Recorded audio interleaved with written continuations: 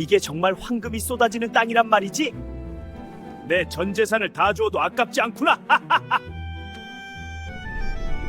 탐욕에 눈이 멀어 평생 모은 문서를 제 손으로 건네준 숙부. 그는 자신이 산 땅이 사실은 풀 한 폭이 나지 않는 소금밭이라는 것을 꿈에도 모르고 있었습니다. 10년 전 홀어머니와 어린 조카를 매몰차게 내쫓았던 그 숙부는 왜 이런 어리석은 선택을 하게 된 걸까요? 만석군 사랑방의 이야기가 계속될 수 있도록 구독과 좋아요로 응원의 마음을 보태주세요. 자, 그럼 오늘도 통쾌하고 감동적인 옛날 이야기 지금 바로 시작합니다. 옛날 옛적 전라도 어느 깊은 골에 남부러울 것 없는 천석군 박대감 집안이 있었습니다. 고을 사람들의 존경을 한몸에 받던 박대감이었지만 안타깝게도 몹쓸 병에 걸려 갑작스럽게 세상을 떠나고 말았습니다. 집안은 순식간에 풍비박산이 났지요. 비극은 거기서 끝이 아니었습니다. 평소 형의 재산을 탐내던 욕심 많은 동생 박만득이 본색을 드러낸 것입니다. 박만득은 형이 죽자마자 형수와 어린 조카 길동을 엄동설안에 길거리로 내쫓았습니다. 이 집안 재산은 본래 내 것이 될 운명이었느니라. 당장 이 집에서 나가거라. 만득의 고함 속에 길동은 눈물 젖은 주먹을 쥐었습니다. 추위에 떠는 어머니의 손을 잡고 마을을 떠나며 길동은 맹세했습니다. 반드시 다시 돌아와 어머니의 눈물을 닦아드리겠다고 말입니다. 마을을 떠나 산으로 향하던 길 모자는 우연히 늙은 스님을 만났습니다. 길동을 가엾게 여긴 스님이 길동의 머리를 쓰다듬으며 말했습니다. 얘야, 욕심은 스스로 파는 무덤과 같으니라.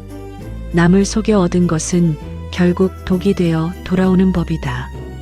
어린 길동은 그 말의 깊은 뜻을 다 이해하지 못한 채 스님이 쥐어준 낡은 염주 하나를 품에 안고 깊은 산속으로 숨어들었습니다. 그로부터 10년의 세월이 흘렀습니다. 박만득은 형의 재산을 가로채 고을 최고의 부자가 되었습니다.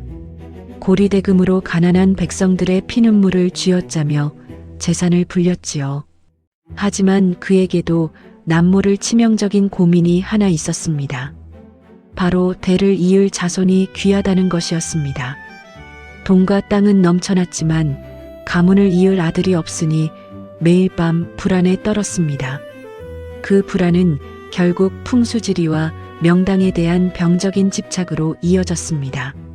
내 전 재산을 바쳐서라도 대대손손 영화를 누릴 명당 하나만 얻을 수 있다면 박만득은 전국 방방곡곡에서 용하다는 직관들을 불러들였지만 누구 하나 그의 성에 차는 명당을 찾아주지 못했습니다. 한편 산속에서 장성한 길동은 늠름한 청년이 되었습니다. 하지만 어머니의 병환이 날이 갈수록 깊어지자 더 이상 산속에만 머물 수 없었습니다. 귀한 약재를 구할 돈이 필요했고 10년 전 빼앗긴 억울함을 되갚아줄 때가 왔다고 생각했습니다. 길동은 덥룩한 수염을 기르고 낡은 도포를 눌러쓴 채 마을로 내려갈 준비를 마쳤습니다. 어느 날 마을 장터 주막에 범상치 않은 차림의 젊은 직관이 나타났다는 소문이 돌기 시작했습니다. 그 직관은 박만득의 뒷산 황무지를 가리키며 동네 사람들에게 이렇게 중얼거렸습니다. 저곳은 하늘이 감춘 천년 명당인데 주인이 운이 없어 저 귀한 것을 썩히고 있구나. 이 황무지는 오래전 소금 창고로 쓰던 곳이라 풀 한 폭이 자라지 않는 버려진 땅이었습니다. 하지만 용한 직관이 그곳을 천년 명당이라 칭했다는 소문은 삽시간에 퍼져나갔고 곧바로 박만득의 귀에도 들어갔습니다. 박만득은 처음엔 코웃음을 쳤습니다. 내 땅이 명당이라고? 10년 넘게 잡초 하나 안 나던 짠내 나는 땅인데?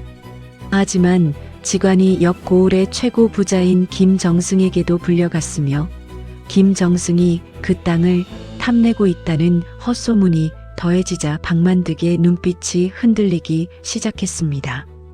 남에게 뺏길 순 없지. 내 두 눈으로 직접 확인해 봐야겠다. 박만득은 참지 못하고 마침내 그 젊은 직원을 자신의 집으로 정중히 모셔왔습니다. 수염과 가스로 얼굴을 가린 직원은 다름 아닌 10년 전 쫓겨났던 조카 길동이었습니다. 박만득은 제 조카인 줄은 꿈에도 모른 채 고개를 조아렸습니다. 길동은 거드름을 피우며 단호하게 말했습니다. 대감, 저 땅은 보통 명당이 아닙니다. 하지만 주인이 마음을 비우지 않으면 절대로 복을 내어주지 않는 까다로운 땅이옵니다. 길동의 곁에는 어릴 적부터 함께 자란 듬직한 하인 돌쇠가 있었습니다. 돌쇠는 길동의 지시에 따라 며칠 전부터 밤마다 황무지에 몰래 올라가 운모가루와 조개껍데기 빻은 것을 골고루 뿌려두었습니다. 달빛을 받으면 은은하게 빛을 내는 재료들이었지요. 길동아, 정말 밤에 보니까 땅에서 신령스러운 기운이 솟는 것 같아. 두 사람은 철저히 계획을 맞추며 박만득의 탐욕을 건드릴 완벽한 덫을 놓았습니다. 보름달이 밝게 뜬 밤, 길동은 박만득을 데리고 황무지로 올랐습니다. 보십시오, 대감. 땅 밑에서 서기가 뿜어져 나오지 않습니까? 박만득이 눈을 비비고 보니 정말로 메마른 땅 위로 은빛 기운이 아스라이 피어오르고 있었습니다. 돌쇠가 미리 뿌려둔 가루들이 달빛에 반사되어 만들어낸 환상이었습니다. 길동은 미리 준비해둔 금빛뱀 허물을 땅에 갈라진 틈에서 조심스레 파내는 신용을 했습니다. 이것을 보십시오. 천년 묵은 황금 구렁이가 허물을 벗고 승천한 자리입니다. 이곳에 몇 자리를 쓰면 자손만대의 정승 판서가 줄줄이 태어날 것입니다. 박만득은 그 신비로운 광경과 황금빛 허물에 완전히 넋이 나갔습니다. 박만득은 흥분하여 길동의 소매를 부여잡았습니다. 내 전 재산을 줄 터이니 저 땅의 기운을 온전히 내 것으로 만들 방법을 당장 알려주게. 길동은 속으로 쾌재를 불렀지만 겉으로는 싸늘한 표정을 지었습니다. 땅의 기운이 너무 강해 대감의 현재 재산들을 모두 관아에 헌납하여 과거의 업보를 씻어야만 이 명당을 품을 수 있습니다. 그렇지 않으면 끔찍한 화를 입을 것입니다. 박만득은 재산을 넘기기로 덜컥 약속했습니다. 하지만 며칠 뒤 그의 탐욕이 또다시 고개를 들었습니다. 재산을 하나도 내놓지 않고 명당만 가로채고 싶었던 것입니다. 박만득은 왈패들을 동원해 길동을 헛간에 가두어 버렸습니다. 내 놈이 진짜 직관이라면 어디 갇힌 채로 그 잘난 풍수나 읊어보아라. 내 재산은 한 푼도 내놓을 수 없다. 박만득은 관아의 관리들에게 뇌물을 먹여 길동을 사기꾼으로 몰아 옥살이를 시킬 작정이었습니다. 길동은 차가운 헛간 바닥에 주저앉았습니다. 어머니의 약값을 벌어 돌아가기는커녕 숙부의 교활한 관계에 빠져 목숨마저 위태로워진 것입니다. 이렇게 끝나는 것인가? 숙부의 탐욕은 내 생각보다 훨씬 독하고 깊었구나. 절망감이 밀려왔습니다. 그 캄캄한 어둠 속에서 길동의 손끝에 낡은 염주가 닿았습니다. 10년 전 늙은 스님이 해주신 말씀이 뇌리를 스쳤습니다. 욕심은 스스로 파는 무덤이라. 길동은 번쩍 눈을 떴습니다. 자신이 직접 덫을 놓고 억지로 뺏으려 했던 마음조차 화를 불렀음을 깨달은 것입니다. 진정한 복수는 박만득이 자신의 탐욕 때문에 스스로 파멸하게 만드는 것이었습니다. 길동은 헛간 창문 틈으로 돌쇠를 불러 은밀히 편지 한 통을 건넸습니다. 숙부에게 이 서신을 전해라. 그 땅 아래엔 조부님이 숨겨둔 진짜 황금 괴짝이 묻혀 있다고 말이다. 다음 날 진짜 금괴가 있다는 돌쇠의 거짓 전가를 받은 박만득은 눈이 뒤집혔습니다. 당장 길동을 풀어주고는 헐레벌떡 황무지로 향했습니다. 길동은 삽을 건네며 무심하게 말했습니다. 직접 파보셔야만 그 기운과 보물을 온전히 얻으실 수 있습니다. 박만득은 체면도 내팽개치고 미친 듯이 맨손과 삽으로 땅을 파기 시작했습니다. 한참을 파 내려가던 그때 흙더미 속에서 낡은 나무함 하나가 툭 튀어나왔습니다. 찾았다. 내 황금. 박만득이 환호하며 함을 열어젖혔습니다. 하지만 그 안에서 나온 것은 번쩍이는 금괴가 아니었습니다. 그것은 10년 전 박대감이 죽기 직전 동생 박만득의 악행을 기록해둔 비망록과 형수에게 모든 재산을 물려주겠다는 진짜 유서였습니다. 이게 왜 여기 있느냐? 당황한 박만득이 뒤로 자빠졌습니다.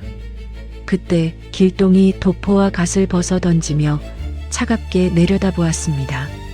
숙부님, 조카 길동이 돌아왔습니다. 황금의 눈이 멀어 제 손으로 진짜 유서를 파내셨군요. 그 순간 길동의 연락을 미리 받고 잠복해 있던 고을 사또와 포졸들이 일제히 모습을 드러냈습니다. 사또는 박만득이 뇌물을 먹이려 한 사실까지 모두 알고 있었지요. 그 유서와 비망록은 박만득의 죄를 증명하는 완벽한 증거가 되었습니다. 박만득은 현장에서 포승줄에 묶였습니다. 사또의 엄중한 판결에 따라 박만득은 평생 모은 재산을 모두 몰수당하고 척박한 변방으로 귀양을 떠나게 되었습니다. 탐욕이 스스로를 집어삼킨 참담한 최후였지요. 세월이 흘렀습니다. 길동은 되찾은 재산으로 마을 한가운데 큰 약방을 차리고 가난하고 병든 이들을 기꺼이 돌보았습니다. 황금 구렁이가 나온다던 그 메마른 황무지는 길동과 돌쇠가 땀 흘려 개가 나여 이제 울창한 약초 밭이 되었습니다. 맑은 가을날 길동이 건강을 되찾은 어머니와 함께 평화롭게 약초를 캐는 모습은 10년 전 쫓겨나던 눈물의 밤과는 완벽히 대조되는 따뜻하고 아름다운 풍경이었습니다. 결국 남을 속여 억지로 뺏은 재산은 한낱 모래성처럼 무너지고 맙니다. 욕심을 비우고 진심으로 베푼 공덕만이 우리의 삶을 영원한 명당으로 만드는 법이지요. 여러분의 마음속엔 지금 어떤 명당을 가꾸고 계신가요? 다음 영상을 빠르게 만나보시려면 좋아요와 구독을 눌러주세요. 지금 화면에 나오는 만석군 사랑방에 더 재미있는 영상들도 함께 해주세요. 그럼 모두 행복한 하루 보내세요. 감사합니다.